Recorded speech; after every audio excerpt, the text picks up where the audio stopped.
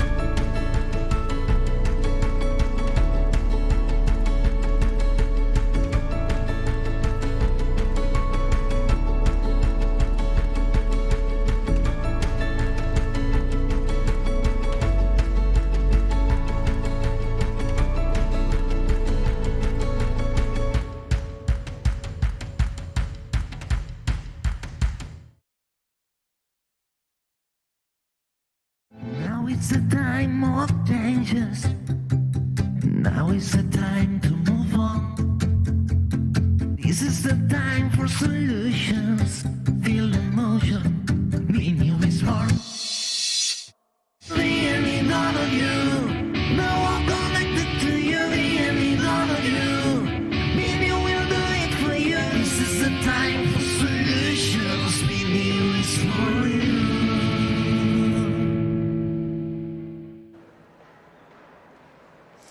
4 de la tarde, ¿qué tal? Llegamos a la última sesión de este martes, segunda jornada del BNIU, con una sesión sobre Big Data e inteligencia artificial. Y hace un montón de años que utilizamos el Big Data para ámbitos tan diversos como puede ser la salud, la movilidad, la seguridad.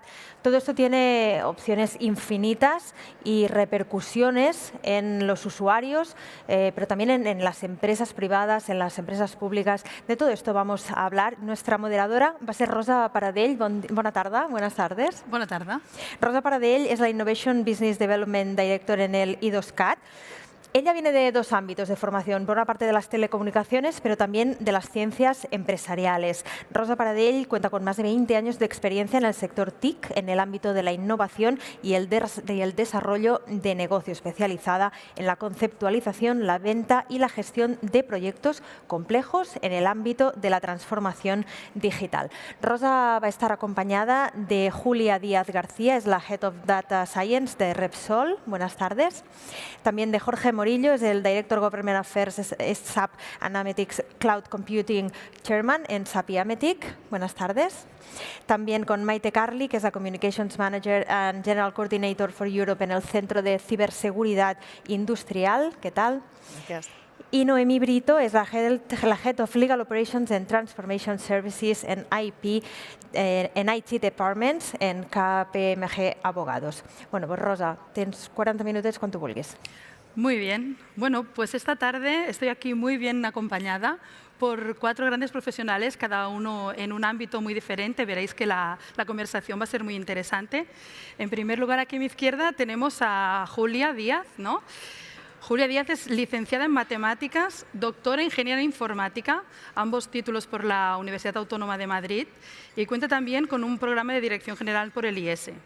Con más de 30 años de experiencia en la participación y liderazgo de proyectos de I+D+I, relacionados con la aplicación de la inteligencia artificial en distintos sectores, actualmente desempeña su actividad principal como Head of Data Science en Repsol. conocida empresa multienergética, ¿no? Julia compagina esta labor con su trabajo como docente en diferentes universidades públicas y privadas, ¿vale?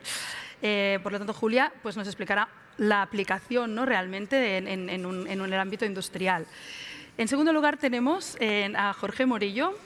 Jorge es coordinador del grupo Gaia X de Ametic, ¿no? Es presidente de la Comisión Cloud en Ametic y miembro de la Junta Directiva, ¿no? Y es director de Gobierno y Políticas Públicas en SAP, con más de 20 años de experiencia en transformación digital, infraestructuras, IT y más de 20 años de experiencia en el mundo asociativo nacional. No se suman, son en total 20 años de experiencia.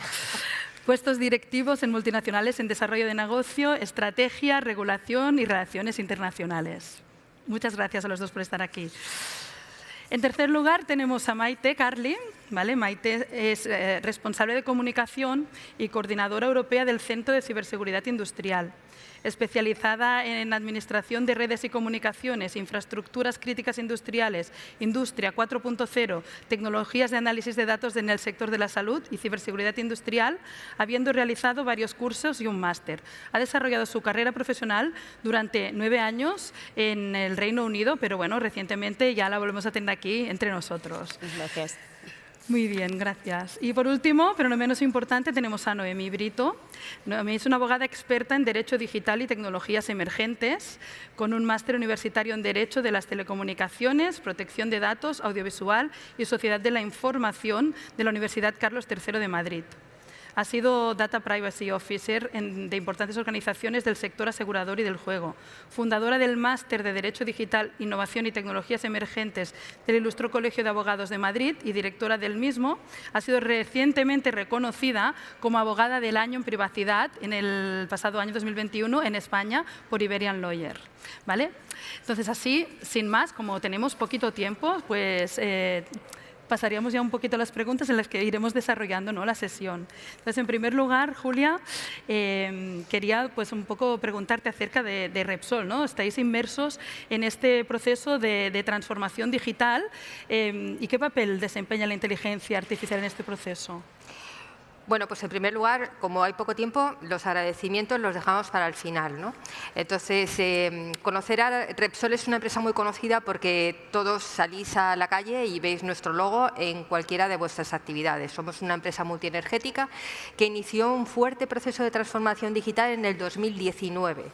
Entonces, el objetivo es que todos los negocios de la compañía estén implicados y se lanzaron del orden de 330 iniciativas, de las cuales más de 270 tienen que ver con la componente de data e inteligencia artificial, que es la que yo llevo a cabo.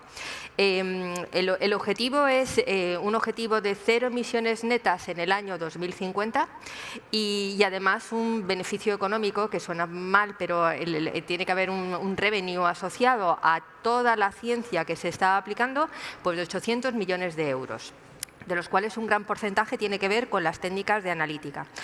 Técnicas de analítica en las que además pues, el potencial de los algoritmos y de los modelos que se obtienen y del uso de los datos pues, es muy importante, es brutal, pero hay que hacerlo de una forma sostenible. Es decir, hay que hacerlo sabiendo que lo que se está llevando a cabo pues, es de la forma óptima, con el uso de las variables el más adecuado, la aplicación del algoritmo, pues si el más sencillo ya te ofrece un buen resultado, sea el más sencillo.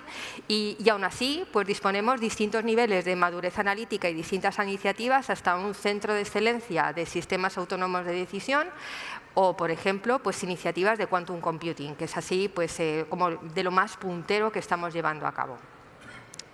Por dar pinceladas breves. Fenomenal.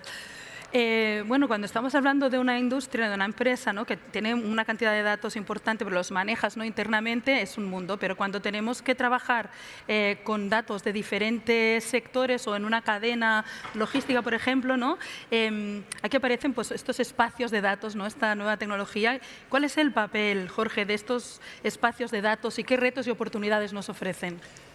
Pues mira, los espacios de datos, efectivamente, que se habla mucho de los espacios de datos, y empezando primero por la oportunidad y en clave europea, es decir, el mundo B2C, el mundo consumer, de alguna forma como que ya pasó el tren, fue lo que fue y ahora, y precisamente que es un evento industrial en el que estamos, en el mundo industrial, en el mundo B2B, la fortaleza europea es muy elevada y están todos esos datos ahí las empresas, los sectores tienen los datos, pero de momento cada uno tiene los suyos y no los comparte. El espacio de datos lo que viene es a tratar de desarrollar las infraestructuras, las normas, la gobernanza, incluso tratar de generar los incentivos para que aquellos poseedores de datos no solamente los use pues, para sus casos propios, sino que los pueda compartir con un tercero de confianza, que pueda ser a lo mejor su cadena de suministro, o incluso un paso más allá con terceros, pero siempre bajo unas condiciones de seguridad, de control, de privacidad, un poco atendiendo a los valores europeos que ahora mismo se están definiendo. De hecho, en esta definición de la gobernanza, de las normas que van a regir los espacios de datos, hay mucha actividad en Bruselas, que seguimos con detenimiento desde AMETIC y también desde SAP. Un poco el Data Governance Act aparecía reflejado en el Digital Compass, en el Data Strategy que ya salió, y ahí se van a poner esas bases para que poco a poco vayamos poniendo peldaños y genere confianza a todas las empresas para poder compartir, porque ese dato, que es el nuevo petróleo, todo el mundo habla del nuevo petróleo, es la base pues, para innovar, para generar nuevos modelos de negocio, y sin esa confianza no va a ser posible. Y además el momento es importante, ¿no? Porque a lo mejor dentro de 20 años pues, volvió a pasar el tren, y yo creo que tenemos una posición y que tenemos que aprovechar.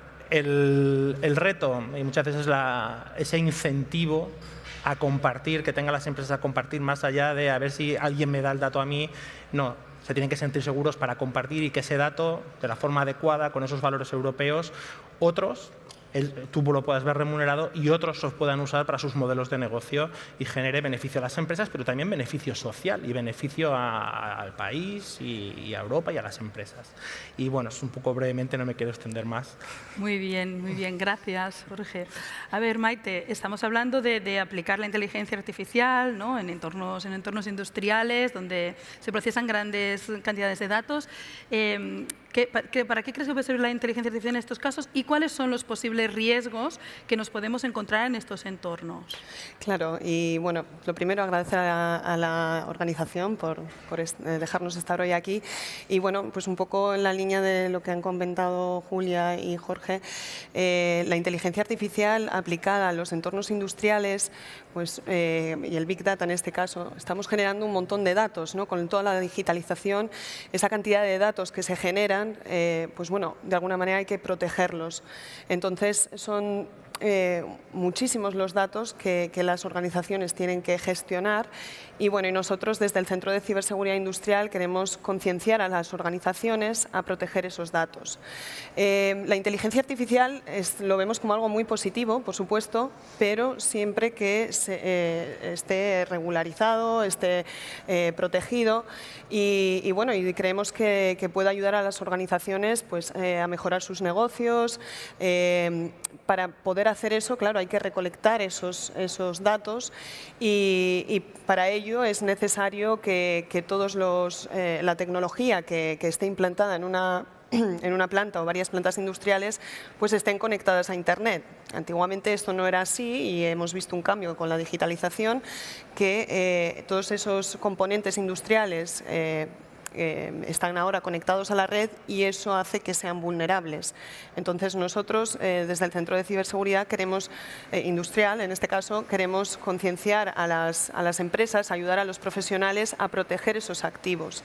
También creemos que hay una carencia, ¿no? Hay una carencia de profesionales cualificados que puedan ayudar a esas organizaciones a proteger esos activos. Entonces, por lo tanto, nosotros ponemos en marcha una escuela en 2017 de ciberseguridad industrial para formar a esos profesionales dentro de las organizaciones. Y bueno, también decir que la inteligencia artificial como mejora, aparte de mejorar los procesos industriales, también hablamos del negocio, y para ello también creo que es un llamamiento que me gustaría hacer aquí a los profesionales de la ciberseguridad que nos puedan estar viendo, que nos puedan estar acompañando hoy aquí, que también hay que adaptarse al modelo de negocio de las empresas, ¿no? Y que no nos vean como un impedimento, sino que la ciberseguridad tiene que ser vista como parte del ADN de las organizaciones. Tiene que estar, nosotros en casa no dejamos una puerta con las llaves puestas y nos vamos. Pues hacer lo mismo en las organizaciones, ¿no? Y concienciar a todos los niveles, sobre todo la alta dirección, que son los que pueden aprobar los presupuestos y respaldar a esos profesionales, pues también es un gran challenge, ¿no? Sí. Muy bien, muchas gracias. Bueno, Noemí, aquí tenemos nuestra abogada experta en Derecho Digital, ¿no? Tenemos muchos reportes e informes especializados, ¿no?, que indican que, entre otras cosas, hay que considerar en la inteligencia artificial todo lo que tiene que ver con confiabilidad, con riesgo, con gestión de la seguridad, ¿no?, que es uno de los principales elementos que están hoy en día, ¿no?, frustrando la puesta en producción, ¿no?, de estos desarrollos, estas soluciones de inteligencia artificial. Entonces, quería preguntarte a ver qué valor diferencial en el mercado tiene que presentar, ¿no?, este desarrollo de modelos confiables y si la ley es realmente una aliada competitiva en estos casos. Pues muy buena pregunta, la verdad. Pues realmente coincido plenamente con lo que habéis dicho y creo firmemente que la ley a día de hoy es una aliada competitiva, aún a pesar de lo que piensa la gente todavía, ¿no?, sobre lo que somos los abogados, la normativa, que somos unos stoppers. Yo creo que el punto en el que nos encontramos en estos momentos en gran parte de las organizaciones es en una reflexión sobre cuál debe ser la estrategia inteligente de datos que debe tener una organización. Y ahí estamos tocando temas de privacidad, estamos tocando temas de gobernanza, estamos tocando temas de ciberseguridad, pero también estamos tocando el modelo de negocio, estamos tocando el core de las organizaciones y de la transformación digital de las organizaciones. Con lo cual, tengo que deciros, y eso es una buena noticia desde el punto de vista regulatorio, que en estos momentos vivimos un momento muy dulce desde el punto de vista de cómo podemos liberar datos, de cómo podemos compartirlos, evidentemente con garantías, ¿no?, y generando esa confiabilidad, ese trust, que es la palabra de moda, ¿no?, en todos estos modelos. Pero creo que se da ahora mismo el gran momento en el que la normativa de gobernanza de datos, de privacidad, incluso las propias autoridades de protección de datos están generando ya papers para poder hacer ese data sharing de manera confiable, de manera coherente. Y eso, sumado a toda la nueva normativa que llega también en ciernes de inteligencia artificial, hace el cóctel perfecto para que se puedan desarrollar estas estrategias inteligentes de datos a fin de que las organizaciones puedan aprovechar por fin los datos que tienen, ¿no?, que no están para estar guardados, ¿no?, en ningún armario, están para ser reaprovechados, evidentemente con garantías, pero curiosamente yo creo que esto es un problema también de falta de conocimiento de cuáles un poco son las bases legales que se pueden aplicar y las que están llegando que liberan esos datos. De hecho, no es baladí el que todo lo que es la estrategia europea de datos salga el mismo día que la normativa, ¿no?, vinculada con inteligencia artificial, una cosa tira de la otra, con lo cual tiene todo el sentido y es el momento perfecto para plantearse todas estas líneas de trabajo. La confiabilidad, lo has comentado, a día de hoy las principales empresas tecnológicas dentro y fuera de este país están utilizando la confiabilidad, la confianza como un elemento competitivo y es algo que tienen que empezar a barajar todas las compañías por diferentes motivos, también por temas vinculados con sostenibilidad, puesto que la ética digital es uno de los elementos principales de la ética de negocios, del pilar de gobernanza de todas las estrategias ESG y, por tanto, a nivel de inversión es algo que se está considerando muchísimo ahora a nivel de due diligence y demás. Con lo cual creo que vamos abocados a un sistema donde la ley va a ser nuestra aliada y no nuestra stopper desde el punto de vista de los proyectos. Así que os animo a explorar y a trabajar. Fenomenal. Bueno, compañeros de mesa, os informo que tenemos como 5 minutos ahora para que me contestéis tranquilamente, ¿vale? Porque hemos ido como un poco a contrarreloj aquí. Bueno, estábamos hablando ahora que regulatoriamente pues ya estamos en un momento dulce. Tecnológicamente, pues no, tampoco tenemos muchos retos, ¿no? Quizás un reto, ¿no?, es cómo involucremos, ¿no?, una compañía en este proceso de transformación, ¿no? Y quería preguntarte, Julia, pues ¿cómo habéis conseguido involucrar a la compañía en la adopción de estas técnicas de inteligencia artificial, ¿no?, porque es un cambio, digamos, cultural, interno, que puede llegar a ser importante, y si tienes algún ejemplo a destacar que puedas compartir con nosotros. Perfecto. Pues, en primer lugar, involucrar a la compañía no es fácil, es decir, hay que percutir. ¿Y formas de percutir? Pues, primero con formación. Disponemos de una Data School dentro de la empresa donde a través de distintas ediciones vamos educando a todos los compañeros en estos conceptos. Vamos educando la oreja y algunos no solo la oreja, sino además las manos, porque aprenden a hacer sus programas y aprenden a hacer sus primeros modelos, ¿no? De hecho, ellos se convierten en formadores del resto de los compañeros, o sea que en cada edición cada uno va aprendiendo y en la siguiente edición pues le puede desempeñar un puesto de formador, ¿no? Eso es la Data School, pero además necesitamos que las ideas surjan de la necesidad concreta, ¿no? Entonces, pues nuestros negocios, nuestros compañeros van ofreciendo ideas que vamos analizando en una metodología muy práctica, ¿no? Esta idea se envisiona, ¿no?, en un equipo multidisciplinar. Si vemos que está ok, pues pasa a una conceptualización que finaliza con una prueba de concepto, de ahí a un producto, de ahí a un escalado y de ahí a una operación. Y en cada una de esas fases vamos analizando no solo la parte técnica, que podemos estar encantados con lo que estamos haciendo, sino también el coste y el beneficio, ¿no? Una forma muy práctica, pero que también hay que seguir impulsando. Entonces, la tercera acción tiene que ver con una plataforma Open Innovation, donde hacemos un hackathon interno, 4 o 5 ediciones dentro de anuales, y entonces invitamos a todos los negocios a que pongan ideas y que compitan. Y al final, pues hacemos una especie de gala eurovisiva, donde votamos y sale un ganador, que en LinkedIn solemos publicarlo, pero lo importante es que esas iniciativas continúen y pasen a operación madura. Y ejemplos, brevemente, pues nuestra sala Inwell. En Méndez Álvaro tenemos una sala en la que se monitorizan todos los pozos de nuestra compañía y en tiempo real se va recibiendo la información. Cada 10 minutos se reentrenan esos modelos y va dirigiendo el mantenimiento predictivo. O proponer otra referencia que podéis buscar también, que está publicada en Big Data Spain, pues detección de corrosión interna, pues aquí en Tarragona, ¿no?, en nuestros racks. Analizamos las imágenes de forma de detectar pues, fugas, ¿no? Incidencias en las tuberías, en los racks, ¿no? O sea, pues distintas incidencias de distintos tipos de corrosión. Pero lo más importante en Repsol son los clientes. Entonces, aquí ejemplos que seguro que estáis utilizando. Nuestra aplicación Bibip, orientada pues, a que nuestro consumo energético sea el más adecuado, ¿no?, y nuestra factura pues, sea la más adecuada, recibiendo alertas para que nuestro uso de la electricidad y el gas sea óptimo, o Wilet, que seguro que utilizáis en las estaciones de servicio, y si no lo hacéis os invito a que lo hagáis. Muy breve, muy rápido. Muy bien, muchas gracias, Julia. A ver, siguiendo así con los ejemplos prácticos, ¿no?, de aplicación, antes nos has introducido un poco el concepto de los espacios de datos, ¿no? Sí. Quizás nos podrías explicar, Jorge, pues, en qué proyectos se está avanzando en el uso de este espacio de datos, ¿no? ¿Cómo lo estamos aplicando? Pues sí, yo quería comentar, de hecho, uno en España y uno más europeo. De hecho, a mucha gente, y si no, aprovecho ese objetivo de divulgación, os sonará Gaia X. Gaia X es un proyecto que arrancó hace 2 o 3 años, inicialmente franco-alemán, que se ha convertido en un proyecto europeo abierto a cualquier país, a cualquier empresa que quiera colaborar.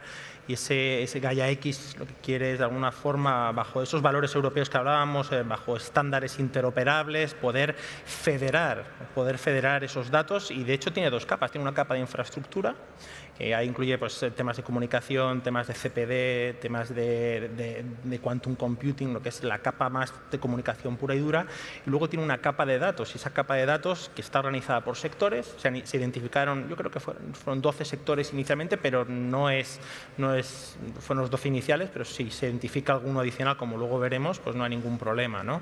Entonces hay que empezar a ver quién está interesado, hay que empezar a ver qué posibles casos de uso tiene sentido, esos casos de uso, qué datos necesitarían, qué estructura necesitarían, qué calidad tienen, ¿no? Entonces es un ejercicio colaborativo, europeo, más allá de Europa, está abierto a cualquiera, en el que se van identificando. A día de hoy yo creo que hay más de 70 casos de uso sobre los que se están trabajando, y de nuevo intentando evitar esos silos, ¿no?, que cada uno se vaya a su esquina, desarrolle su caso de uso. Hay un esfuerzo importante en compartir, colaborar los avances pues, entre sectores, incluso entre países, ¿no? Porque ese Gaia X, que en el fondo hay una capa para federar, porque en el mundo digital en la economía, escalar es la palabra, tiene que escalar. Si vamos lineal no vamos a ningún lado, hay que escalar. Y para escalar el tamaño que tenemos en Europa, pues tenemos que ayudar a esa federación, tanto la parte de infraestructuras, que ahí están los IPCEIs, como la parte de datos, que ahí están los programas europeos para financiar cualquier caso de uso, cualquier empresa que esté escuchando. Hay fondos disponibles para identificar dentro del entorno de Gaia X casos de uso en un ecosistema, es decir, con otras empresas del propio sector, o también hay entre sectores, y poder empezar a aprender, porque esto es un ejercicio, no es resolver el mundo en 6 meses o en un año, es empezar a rodar, a aprender, compartir lo que sale bien, compartir lo que no sale. Esa es la parte, el embrión, ¿no? Pero luego hay una que es diferente, lo que llaman los hubs nacionales, es decir, eso es ese Gaia X que yo hablaba, trata de escalar, de poner las bases sólidas, poner esa confianza, pero luego cada país, y han arrancado prácticamente todos, tiene que ver cuáles son sus fortalezas industriales, porque claro, todo el mundo quiere desarrollar todos los espacios de datos, ¿no? Entonces, pues cada país tiene que mirar un poco al espejo, ver dónde tiene más sentido, probablemente mirando a su PIB, dónde tiene un ecosistema más potente para liderar, y se formó el hub de Gaia X España, que yo creo que fue a final del año pasado, con una presencia muy importante de las autoridades en Talavera de la Reina. Ahí participa Ametí, que de hecho liderando en la junta directiva, también está Repsol ahí en la junta directiva, y se han identificado 4 áreas de interés, o sea, hay muchas, pero turismo es la principal, tiene mucho sentido. Turismo es una industria muy potente en España y es el que se está dando un poco más cariño, pero sin perder de vista también tenemos automoción, tenemos agro y tenemos salud, donde hay empresas que están interesadas, están identificando esas necesidades, esos datos, qué se necesita para definir un caso de uso y poder financiarlo. Y a lo que vamos un poco bien de tiempo, voy a aprovechar. Y hay un caso también, pero este es Gaia X, yo creo que es el caso más paradigmático, ¿no? que hay, que fue, probablemente porque fue de los que empezó primero, los que tuvo más apoyo, es en la cadena de valor de automoción en Alemania, ¿no? Entonces, básicamente, Alemania con una fortaleza industrial en el automóvil muy importante, pues básicamente todo lo que es su cadena de valor deciden trabajar. O sea, ya los datos no es para uno mismo, es decir, voy a compartir, o sea, no es abrir la puerta de que salga el dato que quiera, con seguridad, siempre seguro. Y entonces, esos datos que se pueden compartir, pues bueno, se comparten en la cadena de valor y se están analizando, porque en el fondo aporta resiliencia, es decir, si tú consigues hacer una cadena de valor basada en el dato, pues eres más resiliente, ves los problemas venir, puedes tomar medidas con antelación, puedes innovar, puedes generar nuevos ingresos, y yo creo que es un poco el caso paradigmático que en toda la cadena de valor se están empezando a compartir, ver qué funciona, qué no. Hay grandes empresas dentro y os invito que tanto a Gaia X participéis, o por lo menos lo conozcáis, lo veáis. Aquel que tenga interés es abierto a cualquiera, y la parte de Catena X, pues básicamente todo el mundo está mirando porque es el espacio de datos que está, pues diría yo, más avanzado. Veremos a dónde llegan los demás, a ver cómo llegamos, hasta dónde llegamos en turismo, pero a día de hoy Catena X es el que se lleva un poco la medalla de oro. Veremos. Y ya he abusado demasiado. No, tranquilo, gracias.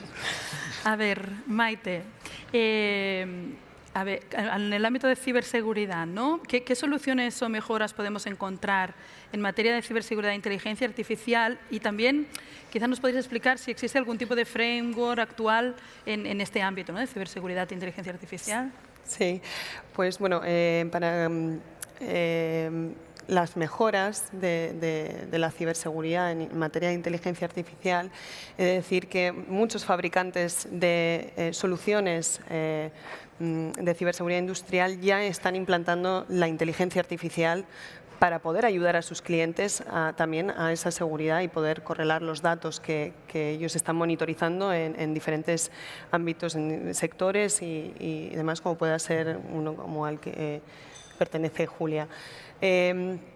Ellos utilizan la inteligencia artificial y creemos que es algo positivo, que también no podemos ser reticentes a no utilizar los datos o subirlos a una plataforma, pero lo que nosotros queremos es evangelizar que se puede hacer todo eso, se puede implantar todo tipo de tecnologías, pero tenemos que saber protegerlas. Y para ello va enlazado un poco en la línea de lo que comentaba antes, necesitamos a unos profesionales, unas tecnologías que contemplen la ciberseguridad industrial desde el diseño, desde los proyectos, desde los productos que vamos a implantar en cualquier ámbito. No tengo tiempo de ser más específica en esto, pero sí que es cierto que tiene que estar contemplado desde el diseño. Y esto ya sean los nuevos proyectos o en los anteriores. En los anteriores son más complejos porque hay un tema de dispositivos legacy, de dispositivos que en el ámbito industrial estaban diseñados para durar muchos años y que ahora pues están quedando obsoletos. En algunos casos siguen funcionando y la función la cumplen, pero no son ciberseguros. Entonces tenemos que contemplar todos esos activos que hay en una planta industrial y desde luego la inteligencia artificial es algo positivo siempre y cuando sea controlada, en nuestro caso desde la parte ciber, ¿no? Pero luego pues hay otros ámbitos por detrás que también tienen un peso y que una consideración por parte de las organizaciones.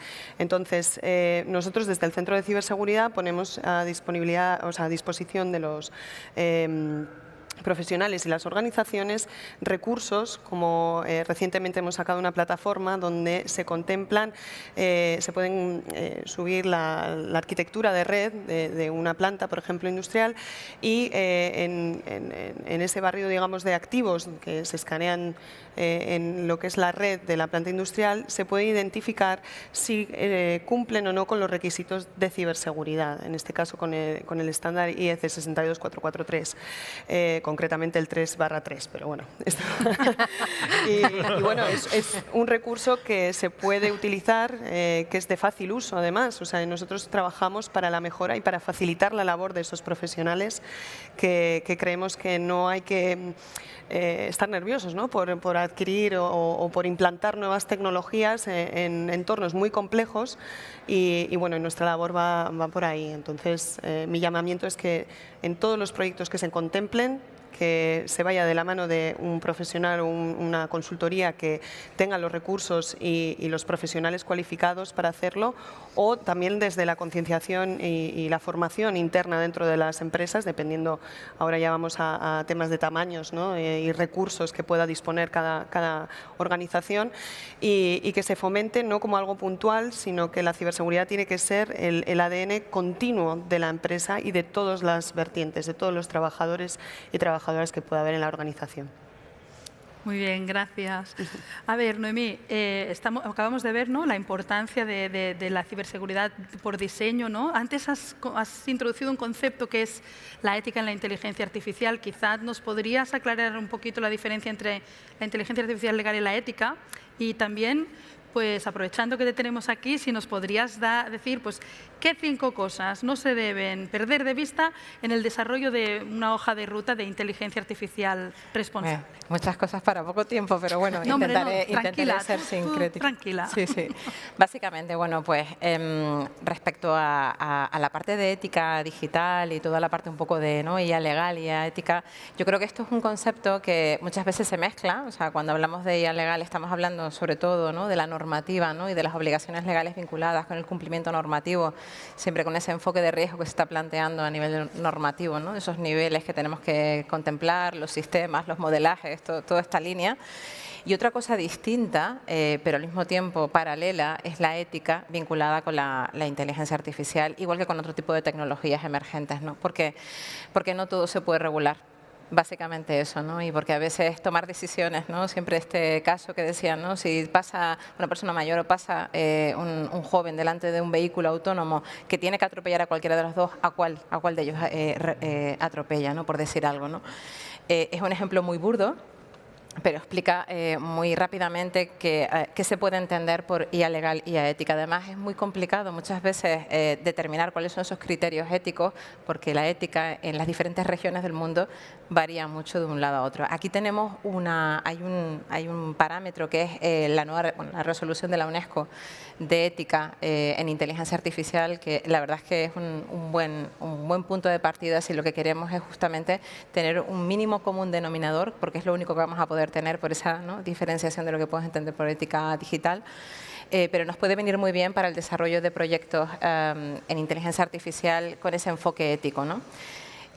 También es muy interesante contemplar lo de la ética digital, ética de los negocios, porque es algo que ahora mismo a nivel de inversión, y ya no estoy hablando solamente a nivel de cumplimiento, es algo muy valorado en estos momentos porque tiene que ver directamente con el pilar de gobernanza, que es lo que comentaba anteriormente, de ESG. Y entonces ahí todo lo que es trabajar la ética de Internet es algo que ahora mismo está muy focus en todas las compañías en estos momentos, no solamente por un tema de cumplimiento normativo, sino por un tema de confiabilidad, al mismo tiempo un tema de atracción de inversión dentro de las organizaciones, con lo cual es una triple visión que hay que contemplar más allá del mero cumplimiento normativo.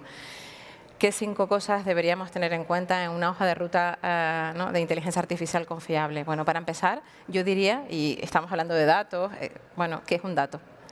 Porque las organizaciones tienen muchos tipos de datos, ¿no? Y entonces un gran error en el que nos encontramos es mezclar todo con la privacidad. Entonces yo, el primer planteamiento que haría es, oye, tener una buena taxonomía, una buena clasificación de qué tipo de información, qué tipo de datos tienen las organizaciones, para mí es clave.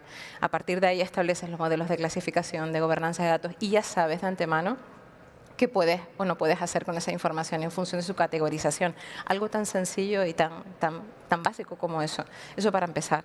A partir de ahí, si ya bajamos a tierra en lo que sería la nueva normativa de inteligencia artificial por relación con todas las nuevas bases legales, Data Governance Act, pero también Data Act, que no sé si lo conocéis, que se supone que pretende liberar toda la información derivada de dispositivos de IoT, o sea, es decir, aquí ya se abren muchas otras líneas interesantes de trabajo. Creo que sería un poco eso, definir la visión que tiene la organización desde el punto de vista de cuál es su sistema, su modelo de IA confiable, a nivel de trabajos y de modelos operativos, es decir, cuando tú incorporas sistemas o soluciones de inteligencia artificial como compañía, pero también cuando los ofreces. Aquí el elemento que ha comentado mi compañera, básicamente de desarrollar soluciones o sistemas desde el diseño, ¿no? El security by design, el privacy by design, ¿no? Y by default. Yo creo que todo eso también es muy interesante. Avanzar en la clasificación, qué tipo de algoritmos, qué tipo de sistemas y soluciones de inteligencia artificial tenemos, cuál es su categorización de riesgo, es otra de las cosas importantes porque la normativa tiene ese enfoque de riesgo y las obligaciones van a variar en función de ese nivel de riesgo con el que clasificamos. No es lo mismo una IA de alto riesgo, como podría ser, por ejemplo, un sistema algorítmico para controlar a los trabajadores dentro de una organización, por ejemplo, ese es un caso muy común, que otra inteligencia artificial mucho más básica, como puede ser la de un chatbot, por decir algo, ¿no? Entonces creo que eso también es muy interesante y a partir de ahí se definen políticas de tecnología responsable, se definen nuevos modelos y sobre todo se tiene que incorporar un elemento de ciberseguridad, que también está contenido en la nueva normativa de inteligencia artificial y sobre todo hacer un sistema de seguimiento, control y auditoría constante, porque al final es un sistema de enfoque de riesgo, como el GDPR, como cualquier otro, ¿no? O sea que creo que sería lo más importante, pero sobre todo preguntémonos qué datos tenemos y qué es un dato, porque a partir de ahí se nos pueden abrir muchísimas puertas más allá de la privacidad, más allá del miedo a tocar datos. Yo creo que hay que liberar datos con seguridad, pero evidentemente hay que saber, ¿no?, de qué estamos hablando realmente y este es un punto clave que siempre pasamos por alto y es fundamental. Muy bien, bueno, pues aprovechando estos 5 minutitos últimos que tenemos, os daría 1 minuto a cada uno para que hagáis una última reflexión, si queréis compartir algún consejo con la audiencia, aprovechando este espacio estupendo que nos ofrece BNew, pues tenéis 1 minuto para decir esta última reflexión. Así que si quieres empezar, Julia. Qué difícil. La verdad es que me siento muy identificada desde mi perspectiva con todo lo que se ha comentado, o sea, porque efectivamente, en primer lugar, cuando viene una idea de un usuario, lo primero que hay que hacer es ver si tiene datos, si se apoya en datos o solamente en sensaciones, ¿no? Si no hay datos, no solo vamos a hacer intuiciones, ¿no? Y intuiciones muy vagas. Luego, en primer lugar, efectivamente, nosotros lo que hacemos es mirar si hay datos, no solamente la necesidad. Y en segundo lugar, ¿dónde están? Porque a lo mejor ya están. Y entonces, si ya están y están recopilados, nosotros tenemos una plataforma corporativa de Data Analytics e Inteligencia Artificial. Si los datos están ahí y ya están gobernados porque se han identificado, pues el siguiente paso es solicitar la autorización y empezar a utilizarlos, ¿no?, para dar respuesta. Y me siento también identificada con las compañeras de ciberseguridad porque son un sí o sí dentro de nuestra compañía. Si están identificados los datos y están en la plataforma es porque tienen su nivel de riesgo ciber para cualquier acción que llevamos a cabo. Me ha ha sorprendido un poco lo de los algoritmos y la ética de los algoritmos. Sí sé que se aplica de forma distinta, pero hacer un catálogo de algoritmos nosotros no lo llamaríamos así, porque un algoritmo es una cosa abstracta, ¿no? Una suma, pero cuando tú aplicas ese algoritmo es cuando ya tiene sentido, ¿no? Entonces, eso me dará que pensar. Pero en resumen, mis acciones pasan por los 3 compañeros que están aquí, y a partir de ahí lo que nosotros nos encargamos es de obtener valor para una demanda real, concreta, sostenible de un usuario. Y si el usuario no tiene la necesidad, mejor no crearla, sinceramente, aunque los datos estén ahí y seamos capaces de. Si no hay una necesidad concreta para el usuario final, que lo compra, no digo económicamente, sino porque lo va a utilizar, bueno, pues mejor dejarlo ahí y esperar. Una reflexión. Bueno, Jorge.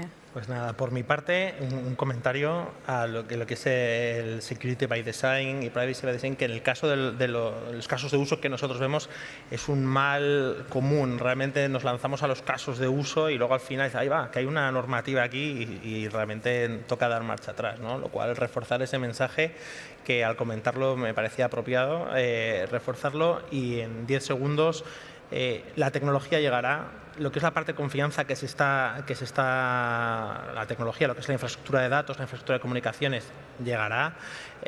Todo lo que es la confianza con el paquete legislativo y con el foco que hay, llegará. Lo que más me preocupa es la parte de los incentivos, hacer ese ecosistema, en el caso que nos toca en España, y todo pasa por una divulgación, por empezar a comentarlo, que lo entiendan, que vean valor, que por aquí viene el futuro, porque esa parte ni lo dará la tecnología, que ayudará, ni lo dará el marco normativo, que ayudará. Es una cosa que tenemos que hacer entre todos y es una labor compleja. Muy bien. Maite, tu turno. Pues en nuestro caso yo voy a tirar por la parte ciber, obviamente, y desde luego que se vea la ciberseguridad como un aliado, no como un enemigo o un impedimento, sino que puede ser también algo muy positivo para los negocios. Bueno, de hecho lo va a tener que ser, y va a ser diferenciación, o sea, va a haber esa diferenciación entre unas organizaciones u otras, aquellas que puedan ofrecer sus servicios o productos seguros y las que no. Entonces, ese llamamiento a que ese proceso, para aquellos que no lo han iniciado, que lo hagan, que la tecnología, la inteligencia artificial puede ofrecer unas mejoras increíbles, puede incluso ayudar a las organizaciones a cubrir ese déficit de profesionales para ciertas acciones, y que se vea la ciberseguridad desde el diseño siempre. O sea, en cualquier proyecto de automatización o cualquier cambio que se haga en una planta industrial, que se tenga en cuenta todos esos dispositivos y que también los fabricantes lo tengan ya presente, que esos productos que salgan incluso de IoT, ya no me voy a meter ahí, pero bueno, que se tenga en la ciberseguridad desde el diseño. Y bueno, es un poco ese llamamiento. Antes no lo he comentado, pero sí hay un framework que el NIST ha sacado a principios de año de inteligencia artificial, por si alguien está interesado en verlo, que está disponible. Muy bien, pues acabamos contigo.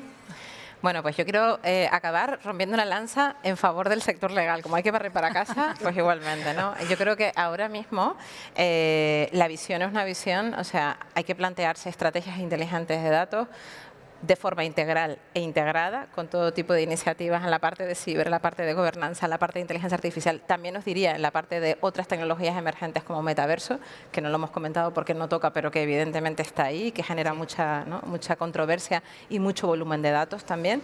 Y yo diría que también aquí lo que hay que plantearse sobre todo es dejar de tener miedo a tocar los datos en base a la ley, porque es mentira. O sea, es decir, lo que os puedan contar de que la normativa de privacidad realmente supone un obstáculo, básicamente, como todo en la vida, es conocer esas bases legales, saberlas aplicar de manera coherente y saberlas articular con otras bases legales que llegan y que están en el ámbito de la Unión Europea, también a nivel internacional están surgiendo, con lo cual creo que ir a esa visión de estrategia inteligente de datos integral e integrada es fundamental.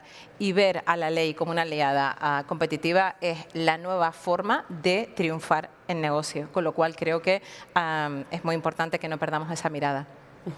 Fenomenal, pues muchas gracias. Hasta aquí, ¿no? Muchísimas gracias a los 5 y gracias por respetar los cronos que tenemos. Hoy damos por finalizada ya la segunda jornada del BNIU en Industria Digital. Mañana vamos a volver muy prontito, a las 10 de la mañana, y vamos a hablar de la tecnología 5G. Muchas gracias. Hasta mañana.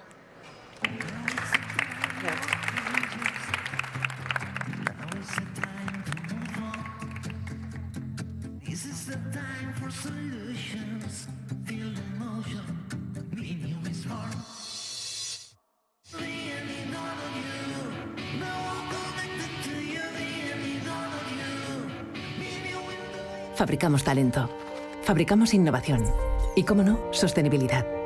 Fabricamos una nueva economía y un mundo nuevo, en 3D, por supuesto. Pero sobre todo, fabricamos futuro. Y es que fabricamos empleo para más de 137.000 trabajadores. Fabricamos oportunidades globales de negocio en un espacio de más de 10 millones de metros cuadrados. Y fabricamos servicios de vanguardia y ventajas competitivas para más de 175 empresas. Consorcio de la Zona Franca. Fabricamos oportunidades para tu futuro. Welcome to D-Factory, the factory that develops talent, technology, innovation, and of course in the heart of Barcelona. After all, D-Factory is consolidating Barcelona as a European capital of development for Industry 4.0, for digitalization, for transformation, creating 1,500 direct jobs and 5,000 indirect jobs in the city, close to the metro, the harbour and the airport. And promoted by the Consorci de la Zona Franca de Barcelona.